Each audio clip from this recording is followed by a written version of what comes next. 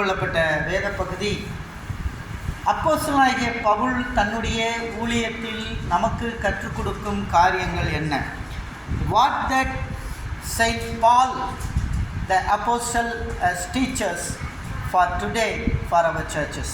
இன்றைக்கு நம்முடைய திருச்சபைகளுக்கு அப்போஸ்தலனாகிய பவுல் என்னத்தை போதிக்கிறார் என்பதை குறித்து நாம் இந்த நாளிலே நாம் பார்ப்போம். நான் கடந்த வாரத்திலே இதை குறித்து நான் தியானித்து கொண்டிருந்த பொழுது 5 காரியங்கள் கர்த்தர் என்னிடத்திலே அப்போஸ்தலனாகிய பவுலுடைய லைஃப்பிலிருந்து தெரிந்து கொண்ட 5 காரியங்கள். அது ஒன்று, ட்ரஸ்ட் ஒர்த்தி என்றது முதல் காரியம். 2வது காரியம் ஸ்ட்ரென்தன் அதர்ஸ். 3வது காரியம் எம்பத்தி. 4வது காரியம் ஹீ நோஸ் ஹிஸ் லிமிட்டேஷன்ஸ். 5வது காரியம் ரெஸ்பெக்ட் த லீடர்ஷிப். இந்த 5 காரியங்களை குறித்து நாம் இந்த நாளிலே நாம் அப்போஸ்தலனாகிய பவுலுடைய ஊழியத்திலிருந்து நாம் கற்றுக்கொள்ள விரும்புவோம். அது கற்றுக்கொள்வது மிகவும் முக்கியமானதாக இருக்கிறது. We need to have obedience. We need to have இந்த நம்பிக்கைக்கு பாத்திரனாக நாம் எப்போதும் இருக்க வேண்டும். நம்பிக்கைக்கு பாத்திரனாக எப்போதும் இருக்க வேண்டும். சிறு குழந்தைகள் அமைதியாக இருக்கும்படி அன்போடு கேட்டுக்கொள்கிறேன். அமைதியாக இருக்கணும். குட்டி பாப்பா அமைதியாக இருக்கணும். நம்ம சொல்கிறத கேட்கல.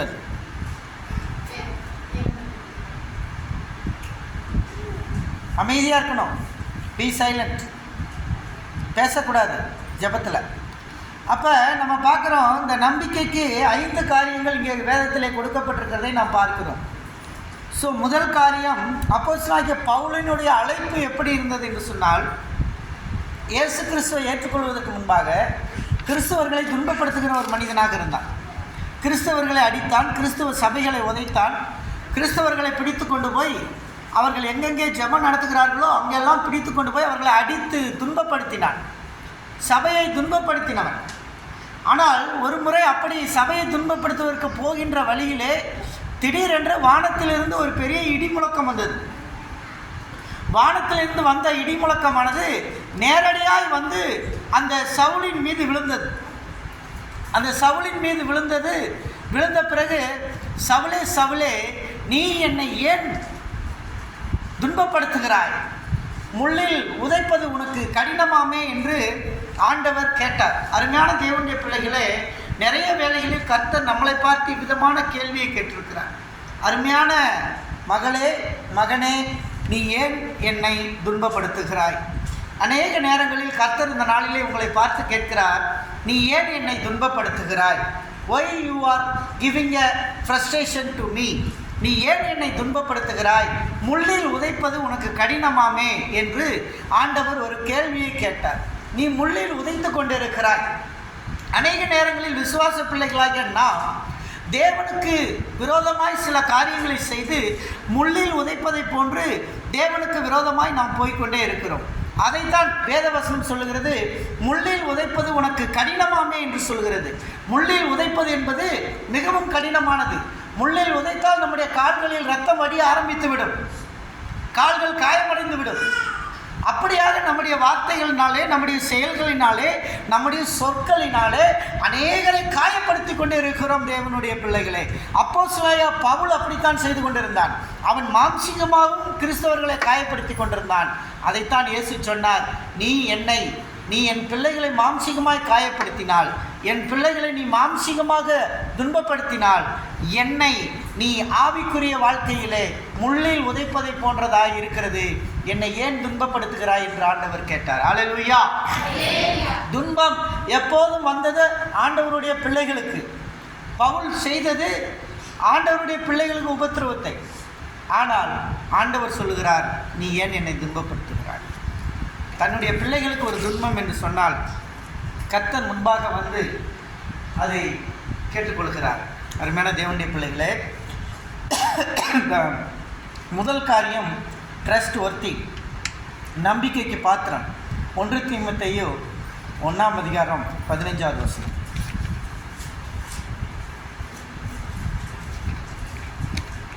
1 தீமோத்தேயு 1:15.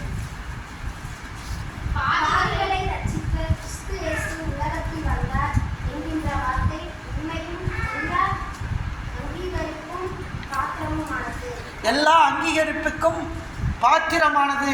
நம்பிக்கைக்கு இது பாத்திரமானதாக இருக்கிறது. பாவிகளை ரட்சிக்க தான் அவர் வந்தார். உங்களையும் என்னையும் ரட்சிப்பதற்காக அவர் வந்தார். இது பாத்திரமாய் இருக்கிறது. அப்போஸ்தலனாகிய பவுல் கண்டுபிடித்தான். இயேசுவை சந்தித்த மாத்திரத்தில் முள்ளில் உதைப்பது கடினம் என்று அவன் புரிந்து கொண்டான். அதன் பிறகு அவன் முள்ளை உதைக்கவில்லை, முள்ளுக்கு சிநேகமாய் மாறிவிட்டான். முள்ளுக்கு சிநேகமாய் மாறிவிட்டான். நம்முடைய வாழ்க்கையில் நிறைய முட்கள் இருக்கலாம். அந்த முள்ளுக்கு சிநேகமாய் மாற வேண்டுமே தவிர முட்களை உதைக்கிறவனாய் மாறக்கூடாது. அல்லேலூயா, அல்லேலூயா. அப்படித்தான் அப்போஸ்தலனாகிய பவுல் நம்பிக்கைக்கு பாத்திரனாய் நடந்து கொண்டார். 1 தீமோத்தேயுவின் புஸ்தகம் 3ஆம் அதிகாரம் 1வது வசனம்.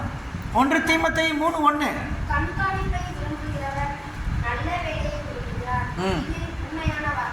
கண்காணிப்பை விரும்புகிறவன் நல்ல வேலைகளை விரும்புகிறான். பவுல் தன்னுடைய ஊழியத்திலே ஒரு கண்காணிப்பை விரும்பினான், நல்ல ஊழியத்தை செய்கிறான். அவன் சொல்லுகிறான் ஒரு காரியத்தை, நல்ல போராட்டத்தை போராடினேன், ஓட்டத்தை முடித்தேன், விசுவாசத்தை காத்துக்கொண்டேன், இது முதல் நீதியின் கிரீடம் எனக்காக வைக்கப்பட்டிருக்கிறது என்று சொன்னான். நல்ல போராட்டத்தை போராடினேன், ஓட்டத்தை முடித்தேன், விசுவாசத்தை காத்துக்கொண்டேன். இன்னைக்கு நாம் சொல்ல முடியுமா நீங்கள் நல்ல போராட்டத்தை போராடுகிறீர்கள் என்று சொல்ல முடியுமா? உங்களுடைய அனுதின வாழ்க்கையில் என்ன போராட்டத்தை போராடி கொண்டு இருக்கிறீர்கள்? நல்ல போராட்டமா அல்லது தீமையான போராட்டமா சொல்ல முடியுமா? ஓட்டத்தை முடித்துள்ளீர்களா? எப்படிப்பட்ட ஓட்டத்தை முடித்திருக்கிறீர்கள்? விசுவாசத்தை காத்திருக்கிறீர்களா? விசுவாசத்தில் நீங்கள் காத்திருக்கிறீர்களா? அப்போஸ்தலனாகிய பவுல் நம்பிக்கைக்கு பாத்திரனாக விசுவாசத்தை காத்து கொண்டான். அவன் வாழ்க்கையில் விசுவாசத்திலே மிகவும் காக்கப்பட்டவனாக வாழ்ந்தான். ஒரு ஜட்ஜ் இருந்தார். அவர் தன்னுடைய காலையில் அலுவல்கள்லாம் முடிச்சுட்டு வீட்டுக்கு வராரு. வீட்டுக்கு திரும்பிட்டு இருக்கும்போது வீட்டுக்குள்ளே நுழைஞ்சோடனே அவருக்கு 2 பிள்ளைங்க, பையன் 1 பொண்ணு 1. ஸோ உள்ளே நுழைஞ்சோடனே பையன் உடனே அழுகிறான், ஒப்பாரி வச்சு அழுகிறான். தந்தை ஜட்ஜு வந்தார். உள்ளே வந்தோடனே, டேய் என்னடா அழுகிற தம்பி நாரு. ஆனால் அவன் சொன்னான், அக்காவை காட்டினா, அக்கா ஒரு பொம்மையை வச்சுக்கிட்டு தரமாட்டேன்றான். இந்த பொம்மையை வச்சுக்கிட்டு அவன் தரமாட்டேன்றான் அக்கா. அப்படியா? உடனே அப்பாவுக்கு ஜட்ஜு ஐயாவுக்கு கோவம் வந்தது. மடார்னு அந்த பிள்ளையை போட்டு அடித்தார். அடித்தோன்னே அந்த பிள்ளை அடி வாங்கிட்டு சொன்னான், அப்பா இந்த பொம்மையில் 2 ஆணி குத்தி கிழிச்சிட்ருக்கு, இந்த ஆணி எடுத்து அவன் விளையாண்டானா அவன் கை கிழிக்குன்னு சொல்லி தான் நான் அந்த பொம்மையை அவனுக்கு தரல. ஆனால் நீங்கள் அதை கூட விசாரிக்காமல் என்னை அடிச்சுக்கிட்டீங்க. இப்படி தானே நீங்கள் போய் ஒவ்வொரு இடத்துலையும் தீர்ப்பு கொடுப்பீங்க. நீங்கள் ஜட்ஜ்மெண்ட் கொடுக்கும்போது எப்படி கொடுப்பீங்க? அவசரமான தீர்ப்பை கொடுத்துக்கிறோம். சில நேரங்களில் நம்ம அப்படி தான் பண்ணிக்கிட்டு இருக்கோம். நம்ம பிள்ளைகளுக்கு அவசரமான தீர்ப்புகளை கொடுத்து விடுகிறோம். இப்படி அப்போஸ்தலனாகிய பவுல் நிதானித்தான், தன்னை நிதானித்தவனாக இருந்தான். அவசரமான தீர்ப்பை கொடுக்கவில்லை. தான் பிள்ளையை அடித்த பிறகுதான் அந்த ஜட்ஜையாவுக்கு புதிந்தது, ஐயோ என் பிள்ளையை அடித்து விட்டேனே, நான் விசாரிக்காமல் செய்து விட்டேனே. அதிலிருந்து அவர் எப்பொழுது ஜட்ஜ்மெண்ட்டுக்கு போனாலும் தீர விசாரித்து தான் தீர்ப்பு கொடுப்பார். அந்த கணேசன்ற ஜட்ஜ் தன்னுடைய புஸ்தகத்தில் எழுதியிருக்கார். அப்போ அந்த காரியங்கள் எப்படி இருக்கிறது என்று நம்ம பார்க்குறோம். 1 தீமோத்தேயுவின் புஸ்தகம் 4ஆம் அதிகாரம் 8-9வது வசனம். நம்பிக்கைக்கு பாத்திரன் 8 4ஆம் அதிகாரம் 8-9.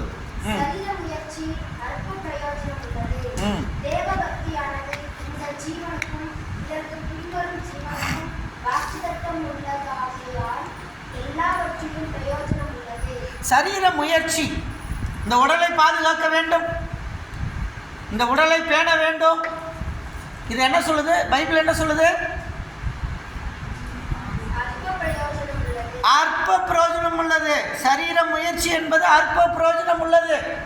நாம் சாப்பிடுகிற உணவுகள் அற்ப பிரயோஜனம் உள்ளது. ஆனால் எது முக்கியமானது? தேவ பக்தியானது இந்த ஜீவனுக்கும் இதற்கு பின்வரும் ஜீவனுக்கும் வாக்கு தத்தம் உள்ளதாகையால் எல்லாவற்றிலும் பிரயோஜனம் உள்ளது. இந்த உடம்புக்கு தேவையானது எது? உணவு அல்ல, நம்ம பண்ணக்கூடிய உழைப்பு அல்ல. தேவ பக்தி ரொம்ப முக்கியமானது. தேவ பக்தி முக்கியமானதாக இருக்க வேண்டும். தேவ பக்தி என்றைக்கு முக்கியத்துவமாக இருக்கிறதோ அதுதான் இந்த உலகத்துக்கும் தேவை, இந்த உலகத்துக்கு பிறகு இருக்கிற வாழ்க்கைக்கும் தேவை. அப்படிதானே வேதம் சொல்லுது. நல்லா படிச்சு பாருங்க.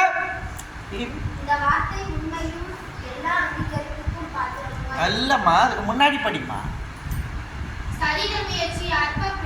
அற்ப பிரயோஜனம் உள்ளது. தேவ பக்தியானது இந்த ஜீவனுக்கு. தேவ பக்தி தான் முக்கியம், சரீர முயற்சி அல்ல. சரீர முயற்சி அல்ல. அருமையான தேவனுடைய பிள்ளைகளே, தேவ பக்தி இருந்தால் போதும், ஒருவன் உயிர் வாழ முடியும். தேவ பக்தியோடு இருக்கிறவன் உயிர் வாழ முடியும். வேதவசனம் சொல்லுது, கர்த்தருடைய ஆசீர்வாதம் தான் ஐஸ்வரியத்தை தரும். அதனோட வேதனையை கூட்ட மாட்டார். கர்த்தருடைய ஆசீர்வாதம் தான் ஐஸ்வரியத்தை தரும். கர்த்தருடைய ஆசீர்வாதம் இருக்கணும். அதுக்கு தேவ பக்தி ரொம்ப முக்கியம். பக்தி இல்லாத சந்ததியை தேவன் வெறுக்கிறார். தேவ பக்தி மிக முக்கியமானது. வேத வாசிப்பும் ஜெபத்திலும் உறுதியாய் தரித்திருப்பது ரொம்ப முக்கியமானது. பக்தி என்பது அவசியமானது. இந்த உலகத்தில் வாழ வேண்டுமா, நன்றாக வாழ வேண்டுமா, தேவ பக்தியோடு இருங்கள். கர்த்தர் எந்த நோய் இல்லாமல் உன்னை நடத்துவார். ஹல்லேலூயா, ஹல்லேலூயா. நாம் இன்றைக்கு நினைத்துக் கொண்டிருக்கிறோம், சரீர முயற்சிகளினால் நாம் நம்மை காப்பாற்றி விட முடியும் என்று நினைக்கிறோம். பைபிள் சொல்லுகிறது சரீர முயற்சி அற்பமானது, வீணானதுன்னு சொல்லுது. சரீரத்தில் எடுக்கப்படும் முயற்சிகள் எல்லாம் வீணானது. தேவ பக்தி தான் இந்த உலகத்தில் வாழ்வதற்கும் இந்த உலகத்துக்கு பின்னால் இருக்கிற வாழ்க்கைக்கும் தேவ பக்தி முக்கியமானது. உங்களுக்குள்ள தேவ பக்தி இருக்கிறதா? Do you have the obedience between you and God? தேவனுக்கும் உங்களுக்கும் உள்ள பக்தி எப்படி இருக்கிறது? பக்தி வைராக்கியத்தோடு வாழ வேண்டும். அருமையான தேவனுடைய பிள்ளைகளே, அப்போஸ்தலனாகிய பவுல் நம்பிக்கைக்கு பாத்திரனாக இருந்தார்.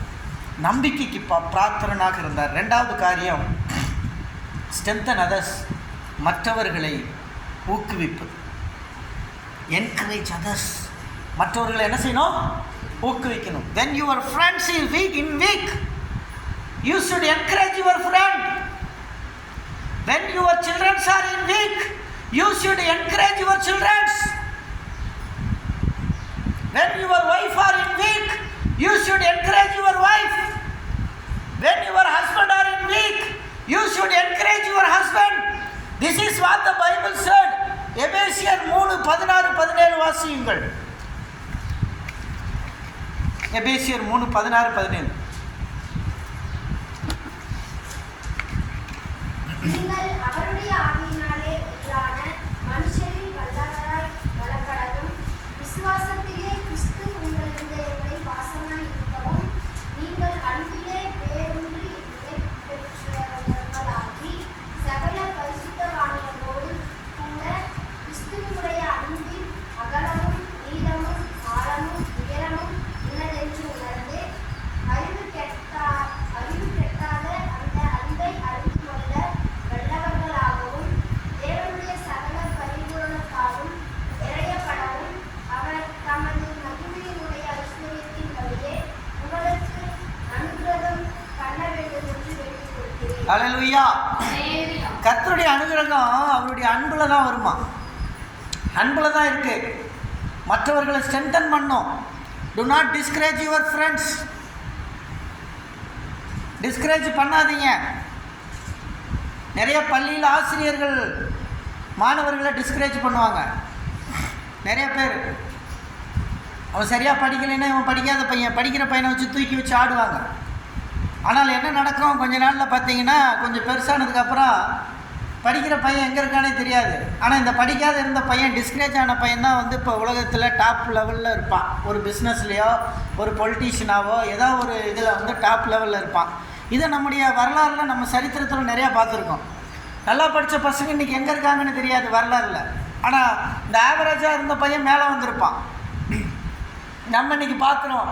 எல்லாரையும் என்ன செய்யுங்க? ஊக்குவிங்க மற்றவர்களை. அப்போஸ்தலனாகிய பவுல் எல்லாரையும் ஊக்குவிச்சார். ஊழியக்காரங்களை, யங்ஸ்டர்ஸை எல்லாரையும் ஊக்குவிச்சார். அவர் ஊக்குவிச்சது காரணம் வந்து தீமத்தேயுன்ற ஒரு இளம் வாலிபன். அவனுடைய அப்பா வந்து ஒரு ஃபாதர் வந்து ஒரு கிரேக்கர், அம்மா வந்து ஒரு யூத பெண்மணி. இந்த மாதிரி மிக்சட் கம்யூனிட்டியில் பிறந்த ஒரு பையன், யங் பாய், அதை லிஸ்திரான்ற ஒரு பட்டணம், அந்த பட்டணத்தில் போய் சுவிசேஷம் சொல்ல போகும்போது அங்கே இருக்கிற லிஸ்திரா சபையில் ஒரு வாலிப பையன் ரொம்ப ஆக்டிவாக இருக்கான். அந்த பையனை பார்த்தோன்னே பவுல் கூப்பிட்டாரு, டே நீ என்னோட வரையா ஊழியத்துக்குன்னாரு. அவன் நான் வர்றேன்னா, நான் உனக்கு போதிக்கிறேன், எப்படி ப்ரீச் பண்ணணும் நான் போதிக்கிறேன், நீ வா. ஏன்னா அவங்க பாட்டி லெவிசால் பயங்கரமான விசுவாசி, ஜெபிக்கிற பெண்மணி பாட்டி. அவங்க பாட்டியினுடைய அம்மா அதை விட விசுவாசம் உள்ள அயோக்கியனியர். அவள் அதிகமான விசுவாசம் உள்ளவன். இந்த விசுவாச பின்னணியில் வந்தவன் தீமோத்தேயு, இளம் வாலிபன். அவனை கூட்டிக்கிட்டு ஊழியத்துக்கு போகிறாரு. போகிற இடத்துல எல்லாம் பயங்கர அற்புதங்களும் அடையாளங்களும் நடக்குது. பவுல் உற்சாகப்படுத்துகிறாரு. பவுலுடைய புஸ்தகங்களை நீங்கள் படித்து பாருங்கள். பவுல் எழுதின புஸ்தகங்கள், பவுல் எழுதின நிருபங்களை படித்து பாருங்கள். எல்லாத்துலேயும் சபையாரை உற்சாகப்படுத்துவார். பிலிப்பியர்ல சொல்லுவார், சந்தோஷமாக இருங்கள் என்று மறுபடியும் நான் உங்களுக்கு சொல்லுகிறேன். பிலிப்பியர்ல சந்தோஷமாக இருங்கள் என்று மறுபடியும் நான் உங்களுக்கு சொல்லுகிறேன். அவர் முதல் டைம் சொல்கிறார் சந்தோஷமாக இருங்கன்னா, அது சந்தோஷமாக இல்லை அந்த மக்கள், பிலிப்பிய மக்கள். ரெண்டாவது டைமும் சொல்கிறாரு இல்லை, அதனால தான் சொல்கிறார் மறுபடியும் சொல்கிறேன், நீங்கள் சந்தோஷமாக இருங்க. ஹல்லேலூயா. அப்போஸ்தலனாகிய பவுலை போல இன்னைக்கு நாம் கற்றுக்கொள்ள வேண்டும்.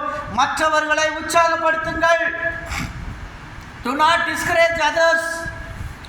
மற்றவர்களை யாரையும் நம்ம டிஸ்கரேஜ் செய்ய வேண்டாம். Do not discourage others. Pavul எல்லா ஊழியர்களையும் என்கரேஜ் பண்ணி ஊழியத்தில் நடத்திட்டு போனார். பவுலும் பர்னபாவும் போனாங்க, பவுலும் தீமோத்தேயும் போனாங்க, பவுலும் மார்க்கும் போனாங்க ஊழியத்தில். இப்படி இவங்கெல்லாம் சேர்ந்து குழுவாக ஊழியத்தில் போகும் பொழுது பவுலால் உற்சாகப்படுத்தப்பட்டார்கள். எல்லா சபைகளும், கொரிந்து சபை உற்சாகப்படுத்தப்பட்டது, தியத்தீரா சபை உற்சாகப்படுத்தப்பட்டது, எபேசு சபை உற்சாகப்படுத்தப்பட்டது, பிலிப்பியர் சபை உற்சாகப்படுத்தப்பட்டது, கொரிந்து சபை உற்சாகப்படுத்தப்பட்டது. பவுல் அவர்களால் உற்சாகப்படுத்தப்பட்டவைகள் விசுவாசிகள் மட்டுமல்ல, ஊழியக்காரர்கள். ஹல்லேலூயா. அதனால் மற்றவங்களை ஸ்ட்ரென்தன் பண்ணுங்கள். நம்ம ஃப்ரெண்ட்ஸ், நம்முடைய நண்பர்களை யாரையும் டிஸ்கரேஜ் பண்ணாதீங்க.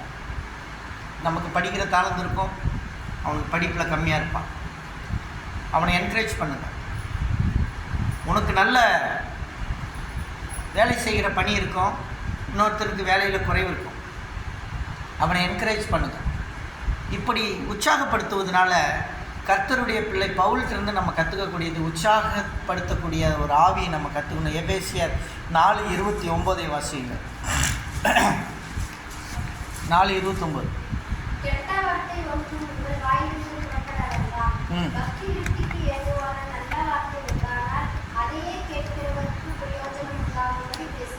இதை யாருக்கு சொல்லுகிறார்? எபேசிய சபையாருக்கு சொல்லுகிறார். சபையாருக்குள்ளே கெட்ட வார்த்தை வந்த பொழுது சபையாருக்கு சொல்லுகிறார், உங்கள் வாயிலிருந்து அவைகள் புறப்பட வேண்டாம். பக்தி விருத்திக்கு ஏதுவான வார்த்தைகளே புறப்பட வேண்டும். கெட்ட வார்த்தை என்பது கொலைக்கல் வார்த்தைகள் மட்டுமல்ல, நம்மை தாழ்த்தி பேசுகின்ற வார்த்தைகள் எதுவாக இருந்தாலும், நம்மை நாமே தாழ்த்தி கொள்வதும், சில நேரங்களில் நம்மை தாழ்த்தி கொள்வதும், சில நேரங்களில் என்ன சொல்லுகிறோம், எனக்கு அதுக்கும் சம்பந்தம் இல்லை, எனக்கும் அதுக்கும் எந்த பொறுப்பும் இல்லை, நான் ஒன்றுமில்லாதவன், எனக்கிடத்தில் எது தாழ்ந்தும் இல்லை என்று நம்மை நாமே சுருக்கி கொள்வதும் ஒரு விதமான கெட்ட வார்த்தைக்கு ஈக்குவலாக இருக்கிறது. இதற்கு முந்தின வசனங்களை படித்தீர்கள் என்றால், எபேசு சபையினுடைய மக்களுக்குள்ளே இருந்தது தங்களை தாங்களே இழிவுபடுத்திக் கொள்வது.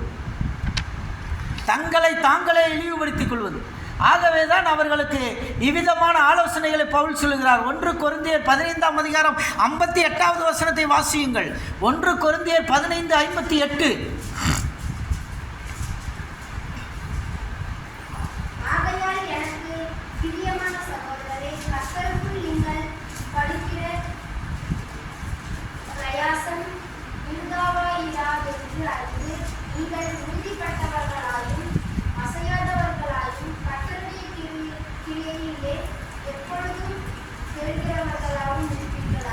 எப்பொழுதும் கர்த்தருடைய கிரியைகளை பெறுகிறவர்களாக இருங்க. கர்த்தருடைய ஆசீர்வாதம் தான் ஐஸ்வர்யத்தை தரும், அதனோட வேதனையை கூட்டார்.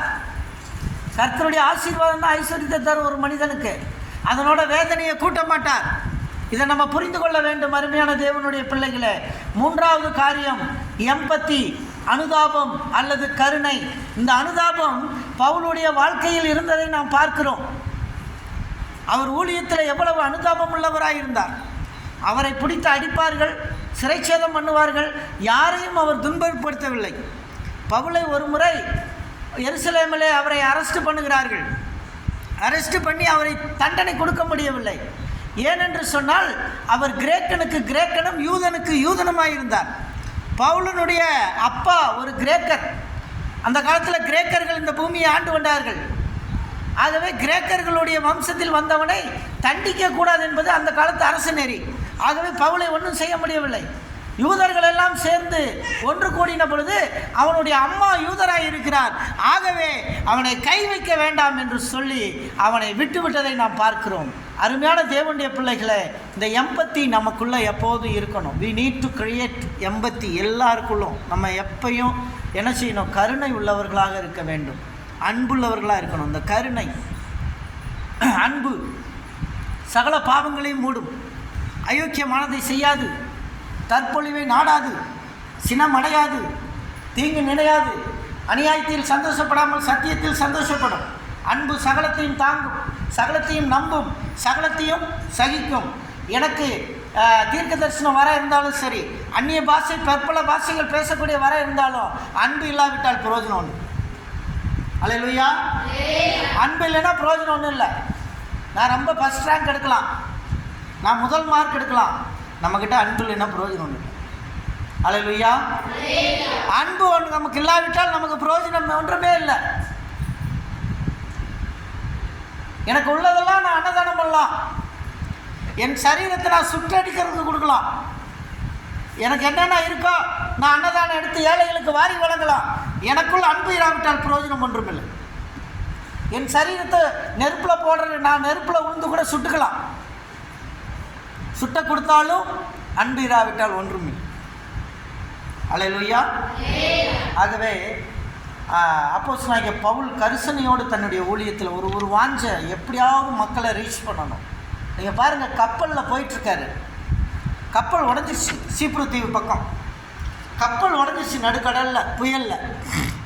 ஒரு பலகையை பிடிச்சிக்கிட்டு மனுஷன் நீந்துறார், பலகையை பிடிச்சிக்கிட்டு நீந்துறார். எப்படியாவது கரையை அடையணும், எப்படியாவது ஏதோ ஒரு வழியில் நம்ம கரையை அடைஞ்சிடணும்னு சொல்லி நீந்துறார். அந்த பலகை ஒரு கையில் பலகையும் இன்னொரு கையை முயற்சி செய்து நீந்தி கடலில் நீந்துறதா இருந்தால் சாதாரண காரியம் இல்லை. புயல் நேரத்தில் நீந்தணும். அப்போ சில பவுல் அப்படியே நீந்தி நீந்தி நீந்தி கரையை அடைஞ்சிட்டார். கரையை அடைஞ்சோடனே அங்கே அவருக்கு பயங்கரமாக குளிரும்போது அங்கே இருக்கிற நெருப்புகளையெல்லாம் வச்சு மூட்டிக்கிட்டு இருக்கார். நெருப்பு மூட்டி குளிர்காயிறாரு. அதுக்குள்ளேருந்து ஒரு கட்டு விரியம் அவர் கடிச்சுடுது. கட்டு விரியம் பாம்பு கடிச்சிருக்கு. உடனே என்ன செய்கிறாங்க, அந்த தீவு மக்கள் சொல்கிறாங்க, இன்னும் கொஞ்ச நேரத்தில் இவன் செத்து போயிடுவான், இவன் ஏதோ பாவம் பண்ணிட்டு வந்திருக்கான், இவனை பாம்பு கடிச்சிருச்சு. நம்மெல்லாம் நிறைய பேர் நினைக்கிறோம், நம்ம பாவம் பண்ணால் நமக்கு நோய் வரும், பாவம் பண்ணால் சீக்கிரம் செத்து போயிடுவோம், இப்படி தான் நம்ம நினச்சிட்டு இருக்கோம். ஆனால் வேதம் அப்படி சொல்லலை. நமக்கு வேதம் அதை சொல்லவில்லை. பைபிள் நமக்கு என்ற மாறுதலை சொல்லி கொண்டிருக்கிறது. பாம்பு கடிச்சோடனே மக்கள் எல்லாம் இவன் செத்து போயிடுவான் பார்க்கலான்னு சொல்லி பார்த்தாங்க. அவன் ஒன்றுமே ஆகலை. பவுல் குளிர் காஞ்சிட்டு ஜாலியாக இருந்தார். அதுக்கப்புறம் தான் பவுல்கிட்ட கேட்டான், உன்னை பாம்பு கடிச்சு கூட ஒன்றும் செய்யலையே இவ்வளோ நேரத்தில், இந்த பாம்பு பயங்கர விஷப்பாம்பு, கடிச்சதுன்னா 10 நிமிஷத்தில் செத்து போயிடுவான் நுரத்தள்ளி, ஆனால் இன்றைக்கி உயிரோடு இருக்கேன். அப்போ அவன் சொன்னால் எனக்குள்ளே இயேசு இருக்கார். அல்லேலூயா. எனக்குள்ளே இயேசு இருக்கார். விஷ பாம்பு கடிச்சாலும் நான் உயிரோடு இருப்பேன். அல்லேலூயா. இயேசு இருக்கிறவன் பாம்பு கடிச்சாலும் பயப்பட தேவையில்லை. இயேசு அவனோடு இருக்கிறார். Jesus was with him. இயேசு அவனோடு இருக்கிறார். இப்போ பாருங்கள், அந்த தீவில் போய் சுவிசேஷத்தை அறிவிக்கிறான். தீவுக்குள்ளே போகிறான், அந்த மக்களை பார்க்குறான், அந்த மக்களுக்கு சுவிசேஷம் சொல்கிறான். பவுல் எப்பயுமே அந்த ஏரியாவை சிச்சுவேஷனை பார்ப்பான். சிச்சுவேஷனுக்கு ஏற்ற மாதிரி சுவிசேஷத்தை மாற்றிக்குவான். அந்த சிச்சுவேஷனுக்கு ஏற்ற மாதிரியே எல்லாத்தையும் மாற்றிக்குவான். ஒரு தீவில் வந்து என்ன செய்கிறாங்க, அவங்க மெர்க்குரி வீனஸ் எல்லாம் தெய்வமாக வணங்கிட்டு இருக்காங்க. மெர்க்குரி வீனஸ் இதெல்லாம் தெய்வம் அவங்களுக்கு. அதை பார்த்தவன் இந்த மெர்க்குரி வீனஸையே படைச்சவர் ஏசுன்ட்டான். ஹல்லேலூயா, ஹல்லேலூயா. மெர்க்குரியும் வீனஸையும் நம்ம படிச்சிருக்கோம். இதெல்லாம் வந்து புதன் கோள், சனிக்கோள், வெள்ளிக்கோள்னு படிச்சிருக்கோம். அந்த கோள்களெல்லாம் வந்து அவன் தெய்வமாக வணங்குறாங்க. இப்படி எந்தெந்த இடத்துல எல்லாம் அந்நிய விக்கிரக வணக்கம் இருந்ததோ அந்த இடத்துல அந்த அந்த விக்கிரகங்களுடைய அர்த்தத்தை கண்டுபிடித்து அதற்கு அர்த்தத்தை சொல்லி அந்த மெர்க்குரி வீனஸ்னா என்னன்னு சொல்லி அதை படைத்தவர் என் தேவன் என்று சொன்னான் என்று சொன்னால், அவனை போன்ற ஒரு எம்பத்தி உள்ள மனிதன், கருணையோடு மக்களை சந்தித்தவன் வேற யாரும் இல்லை. ஹல்லேலூயா. 4வது காரியம், he knows his limitation. அருமையான தேவனுடைய பிள்ளைகளே, நம்முடைய தகுதி என்ன என்று உணர்ந்து கொள்ளவும். நாம் ஒன்றும் இல்லை. we are nothing. நாளைய நிலை நமக்கு தெரியாது. tomorrow we don't know what was happened to our life, but we need to know about today. இன்றைக்கு நான் எப்படி வாழ வேண்டும் என்பதை உணர்ந்து கொள்ளுங்கள். பவுல் அதை உணர்ந்திருந்தான். பவுல் அதை உணர்ந்தான் தன்னுடைய வாழ்நாளிலே. நாளைய தினத்தை பற்றி அவன் கவலைப்படவில்லை. இன்றைக்கு அவன் எப்படி வாழ வேண்டும் என்பதை அவன் உணர்ந்தவனாக இருந்தான். அப்படி உணர்ந்தவன் தான் he knows his limitation. அவனுடைய லிமிட் என்னன்னு அவனுக்கு தெரியும். லிமிட்டை மீறி நடக்க மாட்டான். அப்படி 2 கொரிந்தியரின் புஸ்தகம் 12ஆம் அதிகாரம் 10வது வசனத்தை வாசியுங்கள். 2 கொரிந்தியர் 12:10. we knows our limitations. அந்தபடி நான் பலவீனமாய் இருக்கும்போது பலமுள்ளவனாய் இருக்கிறேன். ஆகையால் கிறிஸ்துவின் நிமித்தம் எனக்கு வரும் பலவீனங்களிலும், எந்தைகளிலும், நெருக்கங்களிலும், துன்பங்களிலும், இடுக்கண்களிலும் நான் பிரியப்படுகிறேன். ஹல்லேலூயா. பலவீனம் எல்லாருக்கும் இருந்ததுங்க. இன்னைக்கு நம்ம சின்ன சின்ன பலவீனத்துக்கு ஃப்ரஸ்ட்ரேஷன் ஆயிடுறோம், கஷ்டப்படுறோம். பலவீனம் அப்போஸ்தலனாகிய பவுலுக்கே இருந்தது. அவனுக்கு பலவீனம் வந்தப்ப என்ன பண்ணா, மறுபடியும் படிங்க, என்ன நினைச்சான்? பலவீனம் வந்தப்ப அந்தபடி நான் பலவீனமாய் இருக்கும்போது அவன் பலவீனமா இருக்கான், பலமுள்ளவனாய் பலம் உள்ளவனா இருந்தான் கிறிஸ்துவுக்குள்ள. ஆகையால் கிறிஸ்துவின் நிமித்தம் எனக்கு வரும் பலவீனங்களிலும், எனக்கு என்ன பலவீனம் வந்தாலோ, நிந்தை வந்தாலோ, நெருக்கங்களிலோ, துன்பங்களிலோ, இடுக்கண்களிலோ நான் பிரியமாய் ஏற்றுக்கொள்ளுகிறேன். ஹல்லேலூயா, ஹல்லேலூயா. அருமையான தேவனுடைய பிள்ளைகளே, உங்களுடைய வாழ்க்கையில் நிந்தைகள் வரலாம், நெருக்கங்கள் வரலாம், இடுக்கண்கள் வரலாம், பல ஃப்ரஸ்ட்ரேஷன்ஸ் வரலாம். அந்த நேரத்தில் கர்த்தருக்காக அவைகளை ஏற்றுக்கொள். God knows நீ எப்படி என்று கர்த்தருக்கு தெரியும். 2 கொரிந்தியர் 10:13 படிங்க. 2 கொரிந்தியர் 10:13. நாங்கள் அளவுக்கு மிஞ்சி மேன்மை பாராட்டாமல் உங்களிடம் வரைக்கும் வந்த திட்டத்தக்கதாக நல்லா படி. தேவன் எங்களுக்கு அளந்து பகிர்ந்த அளவு பிரமாணத்தின்படியே மேன்மை பாராட்டுகிறோம். அளவுக்கு அதிகமாக நம்மளை மேன்மை பாராட்டக்கூடாதான். நம்ம அளவு, தமிழில் ஒரு பழமொழி உண்டு, விரலுக்கு ஏற்ற வீக்க வேணும். விரலுக்கு ஏற்ற வீக்க வேணும். நம்ம மோதிரம் போடும்போது நம்ம விரல் எவ்வளோ சின்ன சைஸாக இருக்கோ அந்த சைஸுக்கு ஏற்ற மாதிரி தான் மோதிரம் போடணும். அதுக்கு பேர் தான் விரலுக்கு ஏற்ற வீக்கன்றது. இந்த நம்ம லிமிட்டேஷன் வந்து நமக்கு தெரியணும். கர்த்தர் நமக்கு என்ன செய்ய விரும்புகிறார், அது அந்த லிமிட்டேஷன் நமக்கு தெரியணும். அதை மீறி நம்மளை மேன்மை பாராட்டுறதுக்கு நம்மக்கிட்ட ஒன்றும் இல்லைன்ற. we are nothing, we are empty vessel. நாம் ஒன்றுமில்லாதவர்கள். 13:8 படிங்க. 2 கொரிந்தியர் 13:8. சத்தியத்திற்கு விரோதமாக நாங்கள் ஒன்றும் செய்யக்கூடாது, சத்தியத்திற்கு அனுகூலமாகவே செய்ய வேண்டும். நம்ம எதை செஞ்சாலும் சத்தியத்தை, பைபிள் சத்தியம்னா வசனம், வேத வசனம். நம்ம இன்னைக்கு பண்ணுறது ஒவ்வொன்றும் வேத வசனத்துக்கு தகுதியாக இருக்குமா? இயேசு இந்த இடத்துல இருந்தால் என்ன செய்வார்? இயேசு செய்கிறதுக்கு ஏற்ற மாதிரி நான் செய்கிறேன்னா, is it good or right or wrong? இயேசு இருந்தால் என்ன செய்வார்? அதை நம்ம யோசித்து பார்ப்போம். அது நமக்கு தகுதியா அப்படின்றத நம்ம பார்ப்போம். அருமையான தேவனுடைய பிள்ளைகளை, ஒரு காட்டில் ஒரு ஆடு, நிறைய ஆடுகளை ஒரு சிறுவன் ஒரு நல்ல ஒரு ஆடு மேய்ச்சிட்டு இருந்தான். அவன் அந்த ஆடுகளை பத்திரமா நல்ல ஒரு வேலியெல்லாம் அடைச்சி அந்த வேலிக்குள்ளே அந்த ஆடுகளை வச்சுருந்தான். அதை சுற்றிலும் காடுகள், துஷ்ட விலங்குகள் உள்ளே வராதபடி ஆடுகள்லாம் வச்சு அடைச்சி நீட்டாக வச்சுருந்தான். உள்ள ஆடுகள் மேய்ந்து கொண்டிருந்தான். இவன் ஒரு ஓரமாக போய் ஆடெல்லாம் பாதுகாப்பாக இருக்குது அப்படின்ட்டு ஒரு புல்லாங்குழல் எடுத்து வாசித்துக்கிட்டு அப்படியே பாட்டு பாடிட்டு இருந்தான். அந்த நேரம் பார்த்து ஒரு ஓநாய் வந்தது. ஓநாய் வந்து அந்த வேலிக்குள்ளே தலையை அப்படி விட்டு பார்த்துச்சு.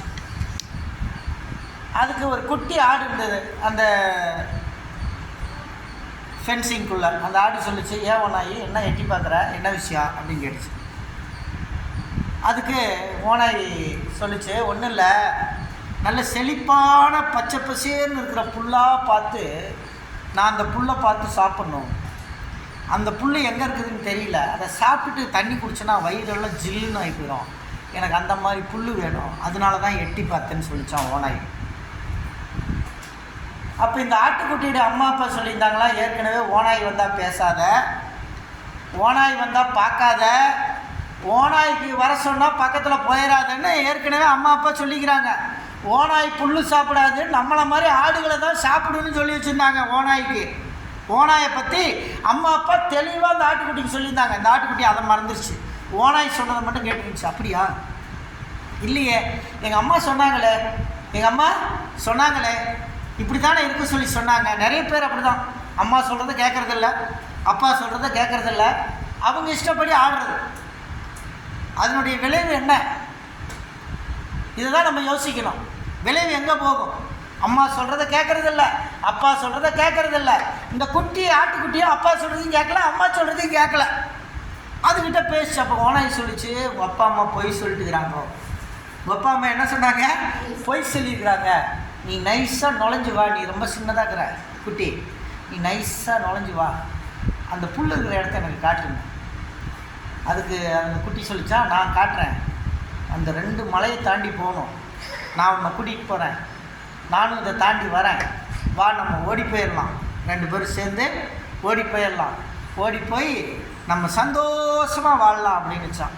சரின்னு சொல்லிவிட்டு இந்த ஆட்டுக்குட்டிக்கு ஒரு ஆசை, சரி பரவாயில்லையே, ஓனாய் நல்லா இருக்குது, பார்க்குறதுக்கு நல்லா இருக்குது, அழகாக எட்டி பார்க்குது, அமைதியாக இருக்குது, எதுவுமே பேசாத நல்ல ஓனாயாக தெரியுதே அப்படின்னு சொல்லிவிட்டு அந்த ஓனாய் கேட்டுட்டு இதிலேருந்து ஃபென்சிங்கை விட்டு வெளியே ஓடியாச்சான்.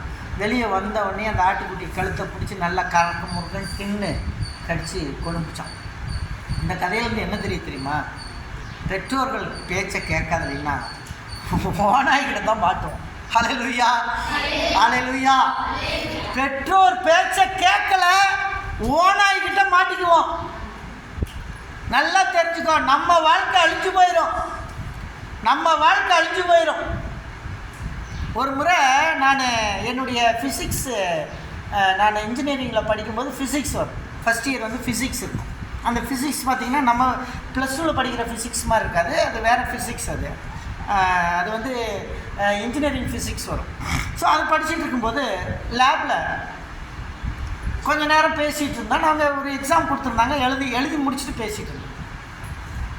அப்போ பேசிகிட்டு இருக்கும்போது எங்கள் மிஸ்ஸு வந்தாங்க. மிஸ்ஸு வந்து பார்த்துட்டு, ஏய் என்ன பேசிகிட்டு இருக்கிற அப்படின்னு கேட்டாங்க. அப்போ நான் சொன்னேன், மிஸ் எழுதிட்டேன் miss.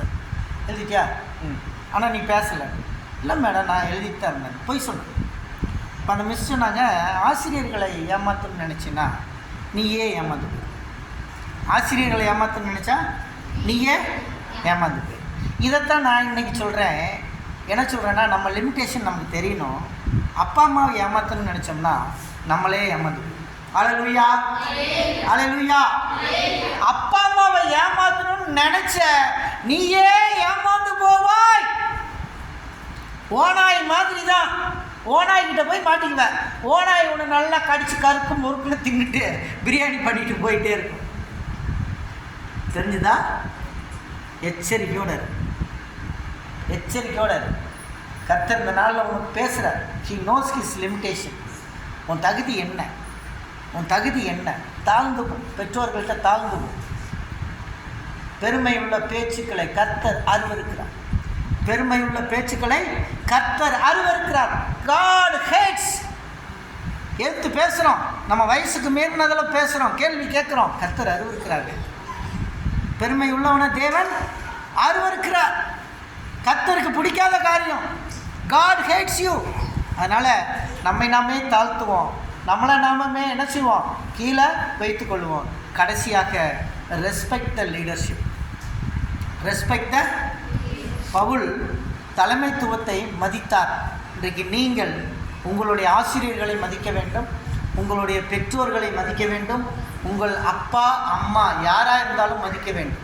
You need to respect them because your mother and fathers are giving the God's authority. தேவனை நீங்கள் நேரடியாக பார்க்க முடியல, கடவுளுடைய அத்தாரிட்டியாக யாரோ ஒருத்தரை நமக்கு கொடுக்குறார் கடவுள். ஹாஸ்டல்லே இருந்தோம்னா ஹாஸ்டலில் யாரோ ஒருத்தரை நம்மளை பார்த்துக்க கொடுக்குறார், ஒரு ரெஸ்பான்சிபிள். சர்ச்சில் ஒரு பாஸ்டரை கொடுக்குறார். வீட்டுக்கு போயிட்டோம்னா நம்மளை பார்த்துக்கிறதுக்குன்னு அப்பா அம்மாவை கொடுக்குறார். நம்மளை கவனிக்கிறதுக்கு someone has to there because காட்ஸுடைய அத்தாரிட்டி. அது தேவனுடைய பிரஜைகள் அவங்க. நம்ம டேடி மம்மி நம்ம ஏசப்பாவை நேரடியாக பார்க்க முடியாது. அதனால டேடியும் மம்மியையும் கடவுள் அப்பாயின்மெண்ட் பண்ணியிருக்காரு நம்மளை பாதுகாக்க, நம்மளை ஒழுக்கப்படுத்துறதுக்கு. டேடியையும் மம்மியையும் God has appointed. கடவுளுடைய பிரஜைகள். அவங்கள எதிர்த்து பேசுனா கடவுளை எதிர்த்து பேசுன மாதிரி, அவங்க சொன்னதுக்கு கீழ்ப்படியலைன்னா ஏசப்பாவுக்கு கீழ்ப்படியலைன்னு அர்த்தம். இதெல்லாம் தெரிந்து கொள்ள வேண்டும். எதிர்த்து பேசிட்டோம், ஏசப்பா அருவருக்கிறார். ஏசப்பா அருவருக்கிறார். பெருமை உள்ளவனுக்கு தேவன் எதிர்த்து நிற்கிறார், தாழ்மை உள்ளவனுக்கு கிருபை அளிக்கிறார். நம்ம இன்னைக்கு சின்ன வயசுல பெருமையோடு வாழ்வோம் என்று சொன்னால் தேவன் எதிர்த்து நிற்பார். தாழ்மையோடு இருந்தோம் என்று சொன்னால் கிருபைகளை அள்ளி கொடுப்பார். ஒரு சில வாலிபர்கள் என்ன செஞ்சாங்க, பனைமரத்து மேலே ஒரு பானை கட்டிடுச்சு. பனைமரத்து மேலே என்ன இருந்தது, பானை. அந்த பனைமரத்து மேலே இருந்த பானையை இவங்க துப்பாக்கி வச்சு ஷூட் பண்ணுறதுக்கு ட்ரை பண்ணிட்டு இருந்தாங்க. 2-3 வாலிபர்கள் வச்சு பார்த்து டம்னு அடிச்சு பார்த்தாங்க. ஒன்றும் ஷூட் ஆகலை. அந்த நேரம் ஒரு பாஸ்டர் வந்தார். பாஸ்டர் பார்த்துட்டு சிரித்தார். பசங்க ஷூட் பண்ணுறதை பார்த்து சிரித்தார். உடனே ஒரு பையன் சொன்னால், ஐயா ஃபாதர், எங்களை பார்த்து சிரிக்கிற, உன்னால் முடியுமா? எங்களை பார்த்து சிரிக்கிறிய, உன்னால் துப்பாக்கியில் அந்த பானையை சுட முடியுமா அப்படின்னு. உடனே பாஸ்டர், துப்பாக்கி தானே சுடணும், இங்கே கொடுறா துப்பாக்கியை அப்படின்னு வாங்கி டபக்குன்னு ஒரே அடி அடித்தார். பானை உடஞ்சிருச்சு. பானை உடஞ்சிருச்சு. அடுத்து உடனே அந்த பசங்க சொன்னானுங்க, நீ எதை குருட்டா வாக்கில் அடித்த, பானை உடஞ்சிருச்சு. இப்போ அந்த பானை மாட்டி இருந்துச்சுல்ல கயிறு, அந்த கயிறை ஷூட் பண்ணி பார்க்கலாம் திறமை இருந்தான்னு. உடனே அடுத்தது ஃபாதர் என்ன பண்ணார், மறுபடியும் அந்த கயிறை பார்த்து கரெக்டாக அடிச்சாரு. கயிறு மிஞ்சிட்டு போயிடுச்சு. இவனுக்கு 2 பேருக்கும் ஃப்ளட்டாக போயிட்டான். இளைஞர்கள் என்னாச்சு, அது வரைக்கும் இளைஞர்களுக்கு எல்லாம் தெரியும்னு நினைப்பான். இளைஞர்களை பொறுத்து அதுதான், எனக்கு எல்லாம் தெரியும், எனக்கு எல்லாம் தெரியும், எனக்கு எல்லாம் தெரியும்னு சொல்லுவான். ஆனால் இந்த ஃபாதர் சிம்பிளாக 2யுமே ஷூட் பண்ணிவிட்டார். இப்போ இளைஞர்கள் சரண்டர் ஆகிட்டான். இளைஞர் 3 பேர் சேர்ந்து, ஐயா ஃபாதர் ஐயா, என்னய்யா நீங்கள் இவ்வளோ தாளந்தாக்குறீங்க, நீங்கள் யாருக்கிட்ட இந்த பயிற்சியெல்லாம் கற்றுக்கிட்டீங்க, இந்த துப்பாக்கி பயிற்சி, அதை சொன்னீங்கன்னா நாங்களும் போய் கற்றுக்குறோம். அதுக்கு பாஸ்டர் சொன்னார், நான் யாருக்கிட்டையும் கற்றுக்கல, நீங்கள் சொல்லும்போது என்னுடைய அனுபவத்தில் கரெக்டாக எய்ம் பண்ணி அடித்தேன், அதனால என்னால் சுட முடிஞ்சதுன்னாங்களாம். அதுதான் வாலிப இளைஞர்களே, இளம் வாலிப பெண்களே, உங்களுக்கு மேலே இருக்கிறவங்களுக்கு அனுபவம் ஜாஸ்தி, உங்கள் அப்பா அம்மாவுக்கு அனுபவம் ஜாஸ்தி. நீ உன் படிப்பையும் உன்னுடைய அறிவையும் வச்சு அவங்கள கேவலமாக நினைக்காத, நீ கேவலப்பட்டு போயிடுவ. ஹல்லேலூயா, ஹல்லேலூயா. நீ கேவலமாக நினைக்காத, நீ நெக்லெக்டாக நினைப்ப. ஒன்றும் தெரியாது, அவங்களுக்கெல்லாம் ஒன்றும் தெரியாது. அவங்கெல்லாம் இப்போ புதுசாக வந்திருக்காங்க, இந்த உலகம் தெரியாது, இந்த மொபைலை பற்றி தெரியாது, இந்த சாட்டிங் பண்ணுறதை பற்றி தெரியாது, அவங்களுக்கு ஒன்றும் தெரியாதுன்னு நினைக்காத. எய்ம் பண்ணால் கரெக்டாக சுடுவாங்க. ஹல்லேலூயா, ஹல்லேலூயா. நினச்சிக்கோ, நம்ம நினைக்கிறது நம்முடைய நினைப்பு தான், ஆனால் நமக்கே எல்லாம் தெரியாது. அருமையான தேவனுடைய பிள்ளைகளை, அப்பா அம்மாவை கர்த்தர் கொடுத்துருக்காரு, ஹாஸ்டலில் ஒரு இன்சார்ஜை கொடுத்துருக்காரு, பள்ளியில் ஆசிரியரை கொடுக்குறாரு. கடவுளுடைய பிரஜைகள் அவங்கெல்லாம். பள்ளியில் டீச்சர்ஸ், கடவுளுடைய பிரஜைகள் உங்களுக்கு பாடத்தை சொல்லித் தருவதற்காக அவர்களை கொடுத்திருக்கிறார். அப்படிப்பட்ட தகுதி உள்ளவர்களை நீ மதிக்க வேண்டும். You need to respect them. அவன் இவன்லாம் பேசிட்டு இருந்தேன்னா உன் படிப்பு கீழே போயிடும். 50 தான் உன் படிப்பு. ஒரு ஆசிரியரை அவன் இவன் பேசினா 50 தான் உன் படிப்பு போயிடும். அவ்வளோதான், பின்னாடி போயிடும். நீ அவங்கள எந்த அளவுக்கு ரெஸ்பெக்ட் பண்ணுறியோ அந்த அளவுக்கு நீ மார்க்கை உன் பேப்பரில் ஒன்றுமே எழுதுனாலும் மார்க் வரும். அல்லேலூயா. நீ வேணால் எழுதி வச்சுக்கோ. இன்றைக்கி நீ +1 படிக்கலாம், 10th படிக்கலாம். நீ எழுதி வச்சுக்கோ, என் டீச்சர்ஸை நான் ரெஸ்பெக்ட் பண்ணுறேன். அவன் இவன் பேச மாட்டேன். நான் ரெஸ்பெக்ட் பண்ணுறேன், நான் மரியாதை கொடுக்குறேன்னு இன்றைக்கி நீ முடிவு பண்ணிக்கோ. உன் மார்க் அதிகமாகும். அல்லேலூயா. அல்லேலூயா. என்னைக்கு மதிக்காமல் பெரியவர்களை மதிக்காத பிள்ளைக்கு படிப்பு வராது. பெற்றோரை மதிக்காத பிள்ளைக்கு, அடங்காத பிள்ளைக்கு படிப்பு வராது. அடங்க வேண்டும். இந்த அப்போஸ்தலனாகிய பவுல் ரெஸ்பெக்ட் த லீடர்ஷிப். எல்லாரையும் மதித்தார். உங்களுக்கு தலைமைத்துவத்தில் இருக்கிற எல்லாரையும் மதிக்கணும். மனைவிமார் கணவனை மதிக்கணும்.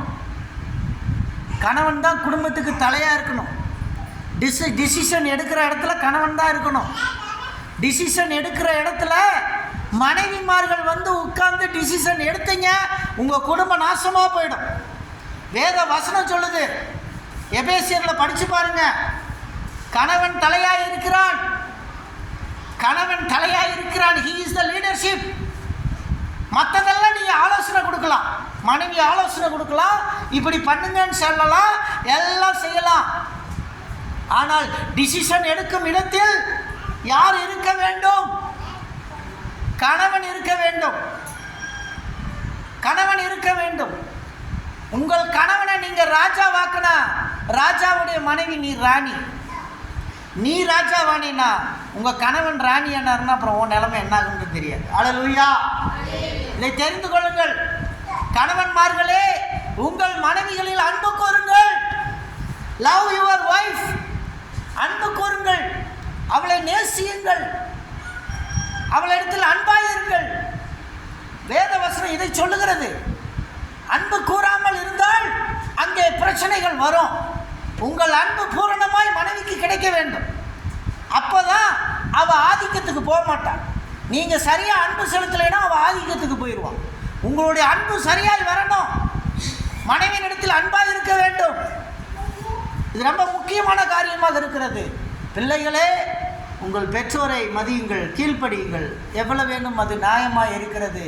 இது ஒரு கற்பனைகளில் இதுவும் ஒன்றாக இருக்கிறது. பிள்ளைகளே, உங்கள் பெற்றோருக்கு கீழ்ப்படியுங்கள். அல்லேலூயா.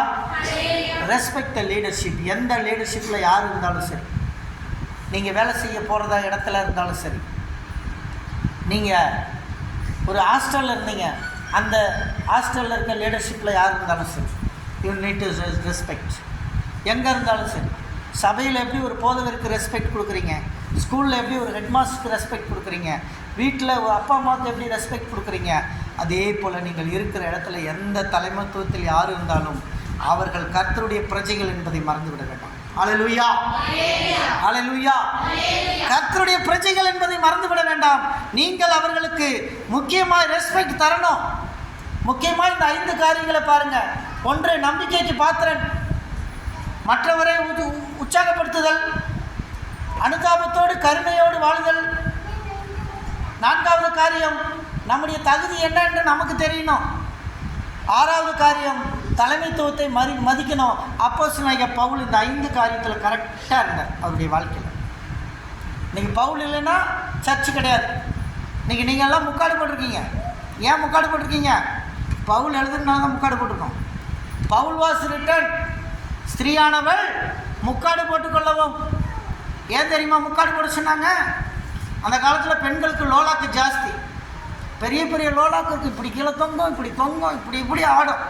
அங்கே ஆராதனை பண்ணும்போது இப்படி ஆடிச்சுன்னா அதை பார்த்துட்டு பக்கத்தில் இருக்கிற அக்கா பார்க்கும், ஐயோ இந்த அக்காவுக்கு இப்படி ஆடுதல், நாளைக்கு நானும் அதை பார்த்துருவேன். இதுதான் கவனத்தை திசை திரும்பிடும். அதுக்காக தான் பெண்கள் முக்காடு போட்டுக்குங்க. நீங்கள் முக்காடு போட்டிங்கன்னா கடவுளை மட்டும்தான் பார்ப்பீங்க. ஹல்லேலூயா, ஹல்லேலூயா. முக்காடு போட்டுட்டீங்கன்னா நீங்கள் கர்த்தரை மட்டும்தான் பார்ப்பீங்க. உங்களுடைய தோடு மேலே யார் பார்வையும் படாது, உங்கள் அழகு மேலே யார் பார்வையும் படாது. அதுக்காக ஸ்திரீயானவள் முக்காடிட்டு கொள்ள வேண்டும். இது அப்போஸ்தலனாகிய பவுல் சொன்னது. பவுல் இல்லைன்னா இன்றைக்கி திருச்சபை கிடையாது.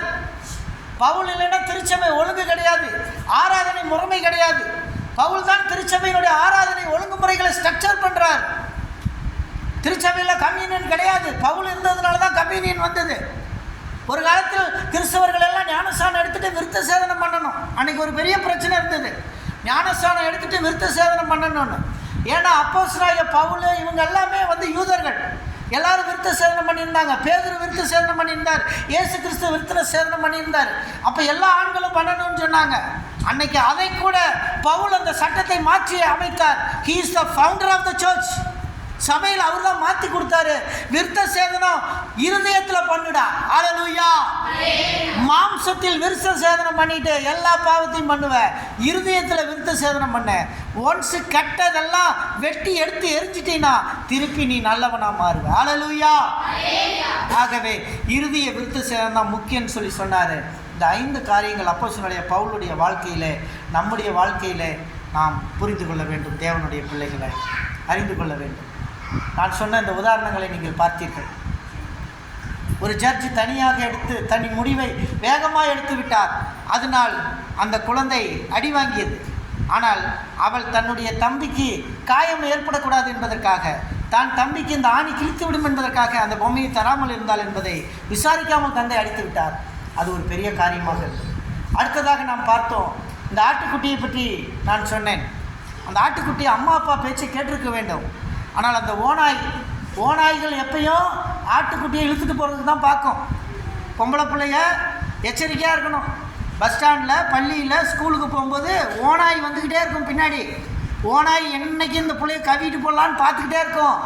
ஓநாய்க்கு இடம் கொடுத்தீங்கன்னா கவிட்டு போய் கடிச்சு தின்னு தெருவில் போட்டுரும். ஹல்லேலூயா, ஹல்லேலூயா. அதுக்கு தான் ஓநாயினுடைய உதாரணம் கொடுத்து கொண்டு இருக்கிறேன். அடுத்து வாலிபர்கள் துப்பாக்கி சுடுறதை பற்றி சொன்னேன். வாலிப பிள்ளைகளே, இன்றைக்கி நீங்கள் எனக்கு எல்லாம் தெரியும், நான் அதை பண்ணிடுவேன், இதை பண்ணிடுவேன், நீங்கள் என்ன சொல்கிறது அப்படி நம்ம பேசிக்கிட்டு இருக்கோம். திறமைக்கு முன்னாடி, அனுபவத்துக்கு முன்னாடி நம்ம ஜீரோ தான். ஹல்லேலூயா. இன்றைக்கி என்னை காட்டிலும் அனுபவம் உள்ள தலைவர்களுக்கு முன்னாடி நான் ஜீரோ தான். அதே போல தான் நீங்களும் உங்களை நினைத்து கொள்ளுங்கள். நம்முடைய லீடர்ஷிப்பை மதிக்க கற்றுக்கொள்வோம். அப்போஸ்தலனாகிய பவுல் இதையெல்லாம் செய்தபடினாலே இன்றைக்கு இத்தனை 200 வருஷங்களுக்கு பிறகும் இன்றைக்கி சபை நிலைத்திருக்கிறது. காரணம் என்ன? 200 ஆண்டுகளுக்கு பின்பு சபை நிலைப்பதற்கு காரணம் அன்றைக்கு பவுல் இந்த 5 பிரின்சிபலை ஃபாலோ பண்ணதுனால. இன்றைக்கி உங்களுடைய வாழ்க்கையில் உங்களுடைய பிரின்சிபலை நீங்கள் ஃபாலோ பண்ணும்போது தேவன் உங்களை ஆசீர்வதிப்பார். தேவன் உங்களை ஆசீர்வதித்து பலப்படுத்துவார். நாம் ஜெபிப்போம், நம்ம எல்லாரும் ஜெபிப்போம். அன்பின் கர்த்தாவே, துதிக்கிறோம், ஸ்தோத்திரிக்கிறோம். அப்பா, இந்த பிள்ளைகளுக்காக ஜெபிக்கிறேன். இந்த 5 காரியங்கள், நம்பிக்கைக்கு பாத்திரன், மற்றவர்களை ஊக்குவிப்பது, அனுதாபத்தோடு இருப்பது, ஆண்டவரே என்னுடைய தகுதி என்னன்றதை உணர்ந்து கொள்வது, தலைமைத்துவத்தை மதிப்பது, எனக்கு மேல் இருக்கிற தலைமைத்துவம் யாராக இருந்தாலும் நான் மதிப்பது, என்னுடைய பெற்றோர்கள், என்னுடைய குடும்பத்தார், என்னுடைய இனச்சின பந்துக்கள், என்னுடைய தாத்தா பாட்டி, மாமியார் மாமனார் என்று எல்லாரையும் நாங்கள் மதிக்கிறோம். அப்பா, உமக்கு நன்றி. உம்மை துதிக்கிறோம், உம்மை ஸ்தோத்திரிக்கிறோம். உம்முடைய கிருபை இருக்கட்டும், உம்முடைய பிரசனம் இருக்கட்டும். அப்பா, எங்களை தொடர்ந்து ஆசீர்வதியும். உம்முடைய பிள்ளைகள் கொடுத்த இந்த காணிக்கை ஆசீர்வதியும். பிள்ளைகள் எடுத்த ராபோஜனங்களை ஆசீர்வதியும். பிள்ளைகளுடைய குணங்கள் எல்லாவற்றிலும் ஒரு பெரிய மாற்றங்கள் உண்டாகட்டும். ஆண்டவரே, அப்போஸ்தலனாகிய பவுலை போல ஒரு பெரிய மாற்றங்கள் உண்டாகட்டும். உமக்கு நன்றி. உம்மை துதிக்கிறோம், உம்மை ஸ்தோத்திரிக்கிறோம். நசரேயனாகிய இயேசு கிறிஸ்துவின் நாமத்தில் வேண்டிக் கொள்கிறேன் பரமபிதாவே. என் ஆத்துமாவே கர்த்தரை ஸ்தோத்திரி, உம்முடைய பரிசுத்த நாமத்தை ஸ்தோத்திரி. என் ஆத்துமாவே கர்த்தரை ஸ்தோத்திரி, கர்த்தர் செய்த சகல பாரங்களையும் மறவாதே. நம்முடைய கர்த்தராகிய இயேசு கிறிஸ்துவின் கிருபையும் பிதாவாகிய தேவனுடைய அன்பும் பரிசுத்த ஆவியின் அன்பின் ஐக்கியம் சந்தோஷமும் சமாதானமும் நம் அனைவரோடும் இன்றும் என்றும் சதா காலங்களிலும் நிலைத்திருப்பதாக. ஹல்லேலூயா, ஹல்லேலூயா, ஹல்லேலூயா. கர்த்தருக்கு ஸ்தோத்திரம்.